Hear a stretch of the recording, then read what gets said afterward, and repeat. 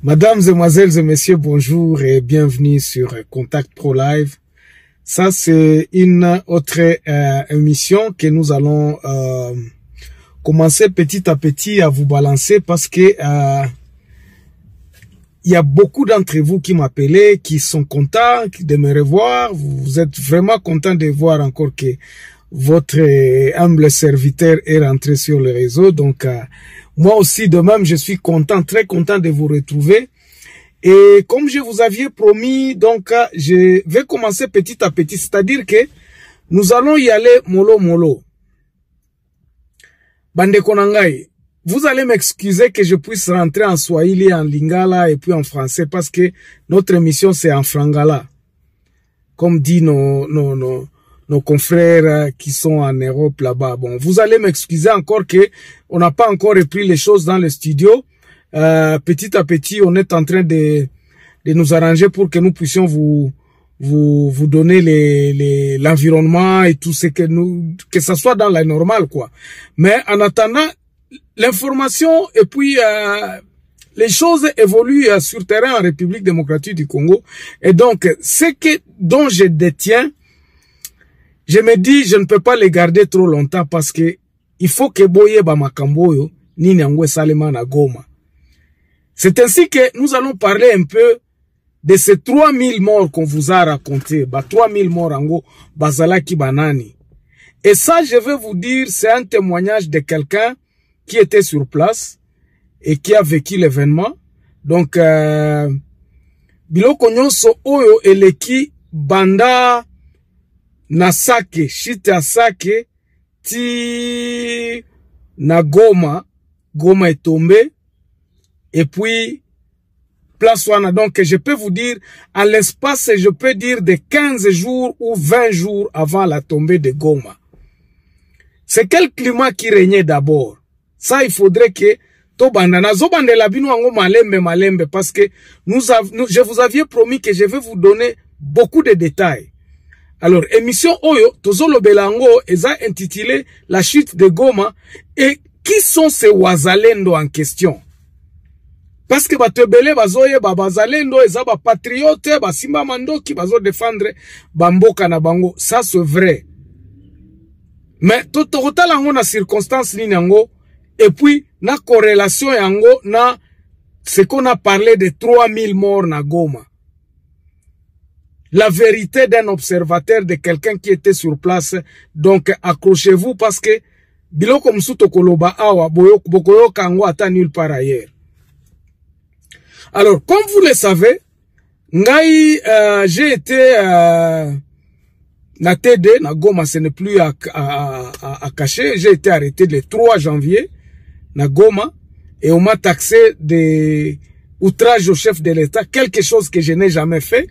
Na salata eloko moko na fingata mokonzi ya mboka te, na fingata jour moko mokonzi ya mboka te. D'ailleurs, nous le conseillons ici, et c'est ça qui m'énerve, hein?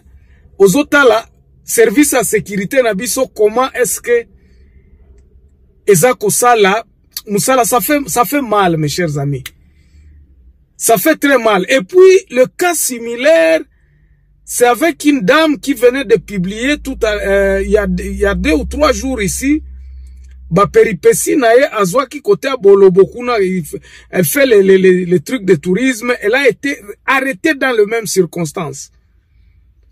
Quand je suis allé voir ma mère, donc quand je faisais mon périple à l'est de la République démocratique du Congo, j'ai amené mon studio mobile.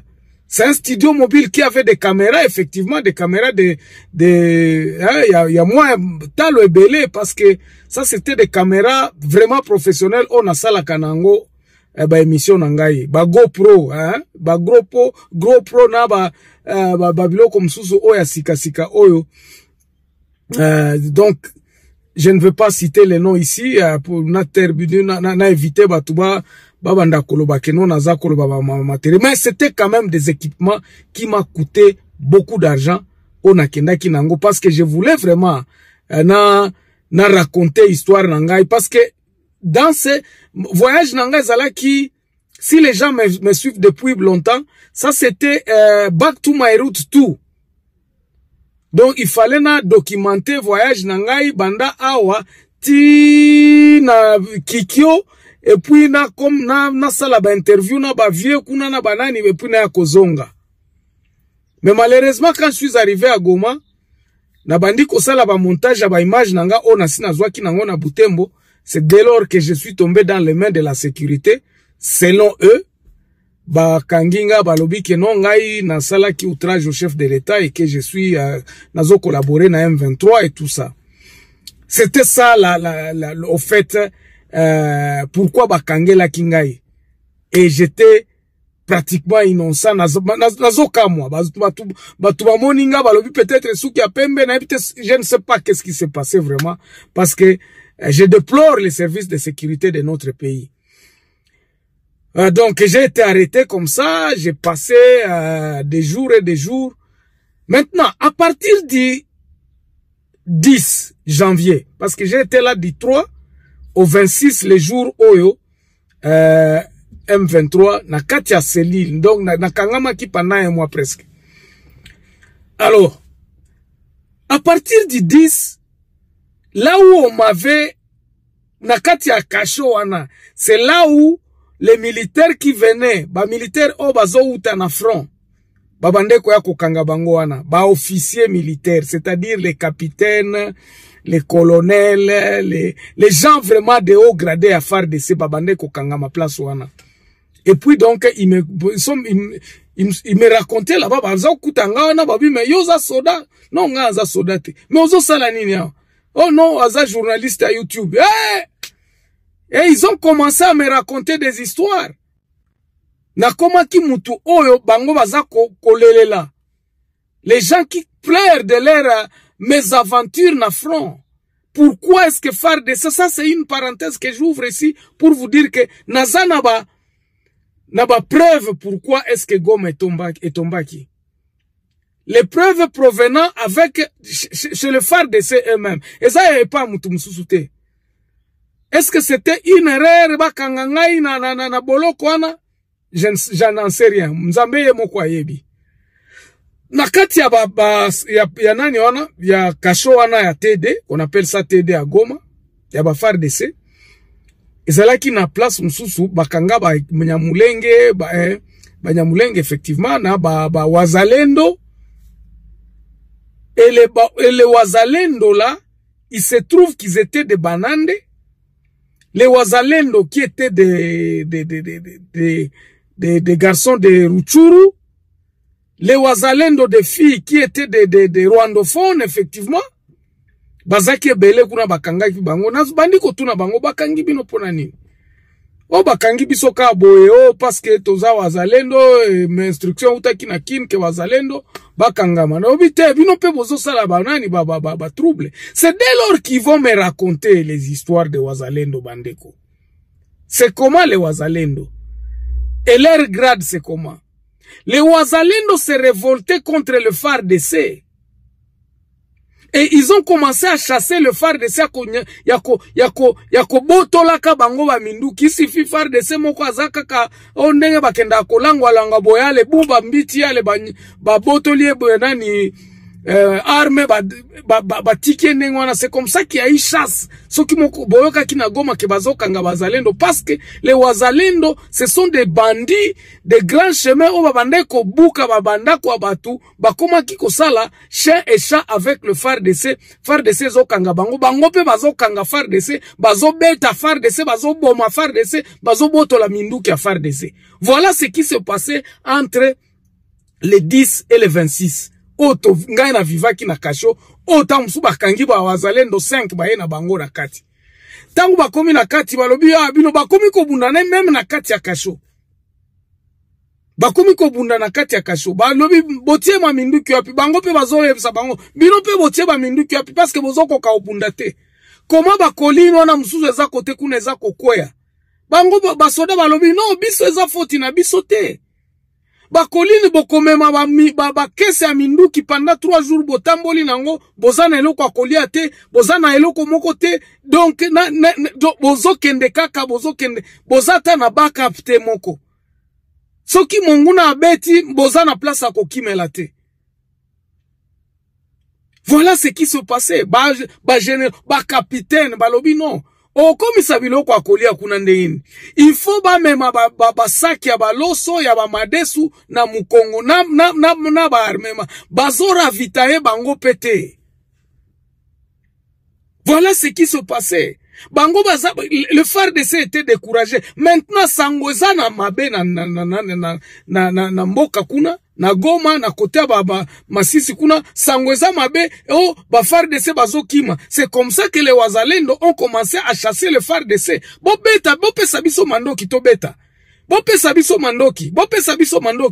Donc à ce moment-là, oh biso toza ba réserviste. Il y a eu conflit entre les Wazalendo et les FARDC. Et ça, je le détiens de ceux de les Wazalendo qui sont incarcérés au FARDC parvenant qui kokanga bache bango na kasho. Et lorsqu'ils arrivent là-bas, ils commencent à raconter, ah, yosa journaliste, ah, tout ça. J'étais les colonels qui se plaignent de leur argent de Kinshasa, naebi sabino eloko moko bandeko nangai. Et ça, vous pouvez le vérifier. FARDC nyonso, kobanda na colonel, ti na likili ba vivaka na salaire na bangote. Ata o double salaire na bango lelo, ekoko mate na mbongo o babande kozwa na kote a este kuna bato baza na kati ya bitumba. E oko mate. Pourquoi ekoko mate? Parce que FARDC ayebi ke soka bimi lelo, akozanga te 200-300 dollars na kati ya poche. Eko uta wapi na kostrakase ka banani ba population. Même ceux qui sont des gardes, les kika ke pa yaza des gardes, amoni ozoleka. Akoyo ko kanga lobi o ozana 10 dollars a lotie, o pesi a otiki akei. Donc voir un militaire à Goma, c'était de l'insécurité totale. Et je vous assure que Goma était surmilitarisé. Moi je sais pourquoi. Na eko comprendre pourquoi Mukwantombora bande koloba ke non, biso toko beta Kigali wana à partir à Goma. Il était sûr na bibundelio bazwaki. Na bibundelio wana zalaki na Goma, il était sûr et certain que non, babilo kwana Kagame akolala vraiment na ndaku na ete. Il était très sûr. Mais qu'est-ce qui s'est passé finalement avec toute cette surmilitarisation il y a Goma? D'après les FARDC, d'abord et comment qui désordre. Nani azako commandé nani. Bozo kende na front o kuta kuna boye ba délégué mususu ba régiment mususu o bo monanate et puis ba peloton oyo ezako ya ezako zala commandé na ba capitaine mususu o ba dani oyo ba mesani te ba utika na centre de formation Kalate. Ils ne connaissaient pas les liens babundana nuna babili maonate.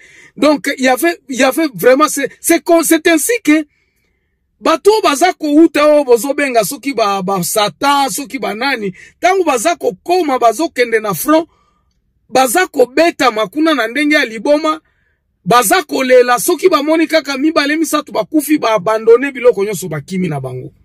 Et tangu bazako zonga ba FARDC côté oyo balobi abino bokimia bakangi bango, les officiers on les mettait dans le cachot là où j'étais. C'est ainsi que je détiens toutes ces informations ici. Et les officiers aussi ya ba wazalendo bazaki na ngai ba officier wazalendo balobi capitaine wazalendo ko azobi aza adjudant wazalendo. Au fait ba grade ngo bazwaka ngo nini boyo ka révélation oyo. Soki mozalendo a parvenir koiba FARDC minduki akomi na minduki mibale akomi ajida akomi na minduki misato amati grade akomi pe ko recruter bato bako simba ba minduki wana ainsi ba former groupe na bango. Voilà ce que vous appelez les wazalendo oto bande ko tia bango maele na biso ata lelo bao bazako uta soki Kindu bazoya soki Uvira kona pona ko kende ko bundisa bato na Bukavu wana. Ça c'est de la eza désolation, eza désordre moko tokolonga abitumba wana te. Et ça je vous l'ai dit, c'est sans gants. Nazako ebisa bino ya solo. Les FARDC eux-mêmes place bazali.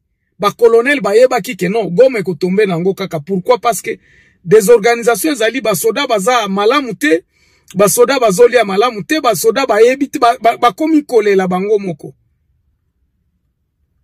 C'est ainsi que pression comme komata, à partir à les 15, pression comme komata. Chaque jour, on recevait 3, 5, 10 officiers au baouti na front, et pas na bango bakubanani. Quand les 17, Sake Kwei, babomi gouverneur, ça c'est une autre parenthèse. Abonnez-vous ici, parce que Bokoyoka, épopée à kokufa gouverneur à kufa kindengeni. Toko révélé en Wawa, to banga mutute, nazo banga mutute. Je vous l'ai dit, ça c'est mon pays, c'est à cause de l'amour de ce pays que je dis ça. Babiloko, ce n'est pas moi, boko yo kakayango, eko komamaka. Chirimwa minani angwa bomie. Des révélations, ça, je ferme cette parenthèse-là. Et donc, Gomeza Kokwea, Wazalendo bakomi ko se mobiliser à l'extérieur bien sûr. Tuna bango tangu bayaka kotike la bango biloko akolia, baza ko ebisa ba wazale ba capitaine na bango na gobite, tozo se mobiliser mais libanda kotoyo makambo eza bien te. Il y a des choses qui ne vont pas, il faudrait que to sangana toyeba. Ils se sont mobilisés plus de, je crois, 2000 wazalendo. Bazala qui est belé. Moi, j'ai demandé, j'ai posé la question de savoir, boza combien bino batu bolingi bo freiner M23. Balobi, Tokyo zale belé, msusu wazo utaswe kasongo, uti wapi, nini, tout ça. Et puis, nalobi, mais organisation na bino bos organiser, wabi, vieux. Tunakosa njo vifana, tunakosa msaada kutusaidia. J'ai dit, mais vous avez appris à combattre la guerre où? Parce que tutapigana, tubasi tutapigania nchi yetu. Ata tukwendaka kuma école militaire, bakinipatia tu hapa na madawa zetu tutabaonesha. Tutauana humu Mugoma. Le wazalendo étaient décidés yako boma na Goma wana. Mais bazanga ki babibundeli. Ils ne sont pas armés, ils ne sont pas bakipaka bangote. Et puis en plus de cela, lorsqu'ils cherchent à avoir des munitions et des armes, c'est auprès des FARDC qu'ils doivent prendre ça. De force, parce que banabanyanganya kama bunduki, bananyanganya ba soldats. Ça, personne ne vous le dira. Moi, ils m'ont dit. Tosala ka patrouille, so ki tozo patrouiller ba soldats, toyebi place ma minduki ezali ale toke to kangi bango ale, tozo récupérer minduki. Bao bazana chance te to bomi bango. Les wazalendo tiraient les FARDC. Et pendant ce temps-là, on n'a pas encore commencé à compter les morts à partir du 17, on attend babomi gouverneur. Les morts ne sont pas encore comptés parce que des bandits déjà kokota. Nous avons vécu à peu près 10 jours na Kashoana, Ozako Yoka Keno, Batubaza surmonté, les gens ne savent pas. Et même les officiers maintenant commencent à prendre les dispositions. Bakati Sabaken de Bukavu.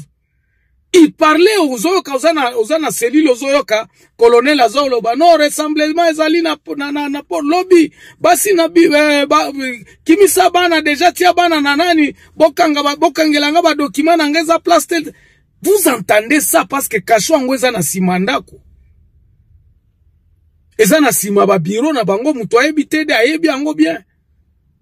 Et tout ça nous attendons, tozoyoka. Tangu basoda bao bauti na front, balobe bomoni bakomo kima, boyoka ne baza ko s'organiser. Donc mikonzi na bango bakomi koloba ke non, il faut tous se rassembler parce que moi te batwana, est-ce que Georges Azabo boske mututel boy non ceci est tombé kuna babia baza awana kituku, non ils sont na YLPGL. M23 comme na YLPGL bandeko M23 ezotambola nango malembe bazoya na bango FARDC za kokima. Maintenant les wazalendo se sont mobilisés, balobite bajo oyo ndenge bazokima komba boy to banda kozwa bango nano. Les FARDC ont commencé à combattre les wazalendo avant que les M23 n'arrivent. Ba FARDC ba boma ba wazalendo avant que les FARDC le M23 arrive. Mais tango M23 eko beta masasi na villa Goma. Nani bazalaki sute.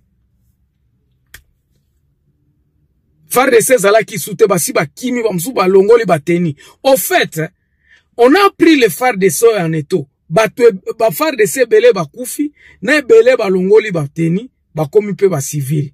Ba komi pe kolata ba bilo kwa neti ya ba wazalendo. Maintenant les wazalendo bitumbe bandi le 26 na 19h30, c'est-à-dire un dimanche. Ba beti masasi ti FARDC et lembi. Ba wazalendo ba bimi na balabala na ba voyou le lundi matin. Ba komi ko kende kolokota ba arme o ba FARDC ba tika ki na ba balabala. Parce que les M23 venaient avec leurs armes et puis se promenaient dans la rue en cherchant là où se trouve l'ennemi. Mais bazalendo tangu bazo récupérer ba minduki wana bakomi kobeta ka likolo bazo ebate nani nde ennemi te. Il peut être en face d'un M23, il ne saura pas si c'est un FARDC ou quoi que ce soit parce que sangoza lisusu ba ebika ke non ba FARDC ba kimi mais moko azali donc ils étaient dans la confusion. C'est comme ça que les M23 les a liquidés un à un, moko na moko ba bomi awa ba bibembe zalaki belé. Moi je ne peux pas dire que non bon 3000 morts on zalaki ba population, je ne sais pas. Parce que tangu mercredi bisoto bimi nanzela, nous avons vu ba tenue militaire et belé nanzela. En tout cas 90% ya ba bibembe o ngana mona kina miso zalaki ya ba soda. Peut-être chiffre onande batwaza koloba, moi je ne peux pas confirmer parce que je n'ai pas compté nani boyeboyete. On se fie peut-être na ba nani a croix rouge na ba bilok batumsusu. Mais moi je me dis il y a eu beaucoup de morts qui étaient les wazalendo parce que baza koye bate bazo beta masasi ennemi aza wapi. Est-ce que ça FARDC? La ville était en confusion parce que bango nyonso baza na teni moko. Bango nyonso baza na teni moko. Balati ndenge moko okoye bate. Alors les wazalendo qui étaient ils commençaient à chercher l'ennemi aza wapi, ils ne savaient pas effectivement que place ennemi azali. Ne place M23 ekoka ki kosala ba nani wana babenga ngo guerilla ya ville wana M23 beti akoti kotoyo azoyo ka place nini masasi ezo bima ezo uta. C'est ainsi que entre lundi soir mardi na mercredi tangu masasi esili il n'y avait que les bateaux babande kokufa ebele ezaba wazalendo en armes bien sûr parce que moi là où j'étais et ce que je vis, j'étais à l'étage. Toza na étage bato baebi côté à grande barrière baebi ba étage wana ezali kuna. Nazala ki quelque part wana, donc nous regardions surtout après que ba masasi ya mardi wana komi kosila. Nous étions au balcon tozotala ba wazalendo bazo circuler okomona kapum ba beti azoe batena nyangwaza. Parfois pas face à face ou bien na ba kwentara ba kwen ba ria goma wana. C'est comme ça qu'ils ont liquidé beaucoup de gens. Et moi, de mon propre vie, voilà ce que je vis. Bazalendo bazala qui est belé. Maintenant, on va condamner que non, la population a été tuée, 3000 morts, tout ça. Ah, on a zo chité dans nos parti oyo. Mes chers amis, bozo mona batu bazo uta suki wapi bae ko renforcer wazalendo. Soki M23 abomi batu kuna. Eza population ou bien zali bato basimba mandoki bazo bisala neti basoda. C'est là la question. C'est là la question que nous devons nous poser. Est-ce que c'est la population ou bien ce sont les gens qui donnent leur vie? Bas supporte Tshisekedi na FARDC balobi FARDC c'est kimi to défendre mboka na biso. Mais vous êtes en guerre. C'est pour cela que moi j'ai proposé aux gens qui m'écoutaient dans le lobby, bande konangai. Nous devons résister. C'est-à-dire résister. Ce qui tomoni guerre ataba bazumboka, nous devons résister. C'est-à-dire résister. Tosala na opinion moko ya koloba. Oui, bobengani Tshisekedi, mais nous voici ce que nous voulons. Nous devons faire attendre notre voix. Vous devez nous écouter. C'est ça la résistance dont je parle ici. Alors, nalingi kozwabino tamingite parce que eza na étape mususu sikoyo à partir ya bato wana nyonso tu bakufi tokende ko visiter ba hôpital na visiter ba hôpital na visiter Kankatindo et na traverser na ke Bukavu place oyo lisusu guerre kutinga na Bukavu. Ça c'est dossier mususu. Pour l'instant na to sukana noa. Bo s'abonner na no ebele, bo s'abonner ko, bo s'abonner na no. Parce comme ça boko zwa lisolo, suite à lisolo oh, eza ba masolo bien. Boko yoka ba masolo à prison. Non na beteli bino masolo à prison te. Na pesi bino kaka comment les Wazalendo ont été massacrés d'abord. Ona toko lakisa bino siko na pesi bino kaka moi scoop muke kiso se Wazalendo comment ba grade na bango et mataka. Donc suivez la vidéo et puis aimez cette vidéo là. On se revoit prochainement dans un nouveau numéro. Continuez à vous abonner nombreux. Au revoir.